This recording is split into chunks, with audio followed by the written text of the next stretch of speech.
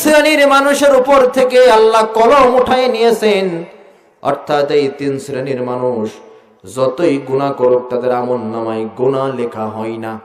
রুফিয়াল কলামু আন সালাসা, 3 শ্রেণীর মানুষের উপরে গুনার কলম উঠিয়ে নেওয়া হয়েছে। 1 নাম্বার আনিন নাইমি হাত্তা ইয়াস্তাইগিসু, ঘুমন্ত ব্যক্তি যতক্ষণ না সে জাগ্রত হয় তার উপরে গুনার কলম উঠিয়ে নেওয়া হয়েছে। 2 নম্বরে ও আনিস সাবি হাত্তা ইয়াহতালিমা, শিশু ব্যক্তি যতক্ষণ না পর্যন্ত সে সাবালক হয় শিশু ব্যক্তির গুনাহ তাদের লেখা হয় না।